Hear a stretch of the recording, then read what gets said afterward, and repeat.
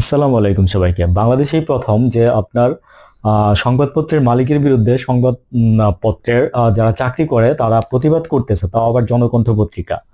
তো বাংলাদেশের ইতিহাসে এই ফার্স্ট, হ্যাঁ, আমার দেখা মতো। এবং আগেও কেউ দেখছে এরকম আমার মনে হয় না আর কি, যে আগেও কেউ দেখছে। তো এখানে এটা হচ্ছে আপনার আজকে 2 তারিখ, হ্যাঁ, আগস্ট মাসের।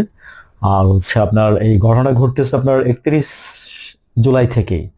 তো কিরকম জিনিসটা সেটা হচ্ছে যে সেদিন রাতে আপনার কালো আপনার আহ, জনকণ্ঠের কিছু কিছু জায়গায় আপনার লাল কালারটা সরায় জোলাইয়ের যে কালার সবাই করছিল সেটা চেঞ্জ করে আপনার কালো করা হয়েছে, ঠিক আছে। তো এই সম্পর্কে আপনার জনকণ্ঠের কিছু মানুষ বা যারা চাকরি করেন তারা প্রতিবাদ করায় সেদিন রাতেই। তারা প্রতিবাদ করে, দেন পরের দিন 20 জনের চাকরি চলে যায়।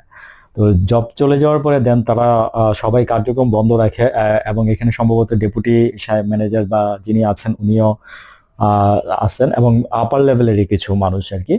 তো এখানে একটা যোগসূত্র খুঁজে পাওয়া যায়, সেটা হইতেছে যে দেখেন এই যে একটা ঘটনা খুব আলোচিত, সেটা হচ্ছে যে 400 জনের আপনার ইয়েকে যে ট্রেনিং দেওয়া হচ্ছে কনভেনশন সেন্টারে। এটা আমি আরো 4 দিন আগেই শুনছিলাম, যেদিন ফার্স্ট শুরু হয়েছে।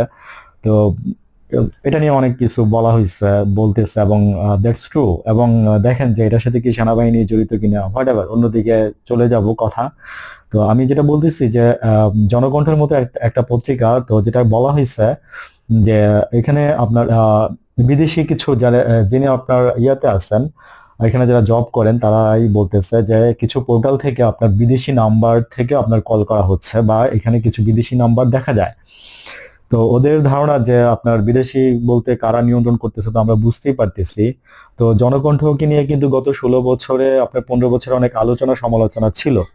5ই আগস্টের পর থেকে গত বছরের জনকণ্ঠ কিন্তু একটা ভালো ভূমিকা নিয়ে মানুষের সাথে ছিল। তো হঠাৎ করে এই জিনিসটা ওদের মধ্যে চেঞ্জ হয়ে গেছে। আসলে কি এই ফার্স্ট বাংলাদেশে দেখলাম যে কোনো পত্রিকার মালিক যখন বাহিরের কোনো কারোর সাথে দেশের বিরুদ্ধে কাজ করতে যায়, সেখানে আপনার প্রতিবাদ স্বরূপ সেই প্রতিষ্ঠানের সেই মিডিয়ার আপনার কর্মকর্তারা তারা হচ্ছে প্রতিবাদ করতেছে, এবং জব কেন ছেড়ে মানে তাদেরকে দেওয়া হয় না, এবং টোটালি জনগণের কার্যক্রম বন্ধ আছে এখন, ঠিক আছে। তো এই ফার্স্ট আমি বলবো যে এইভাবে প্রতিবাদ করা উচিত সব জায়গায়।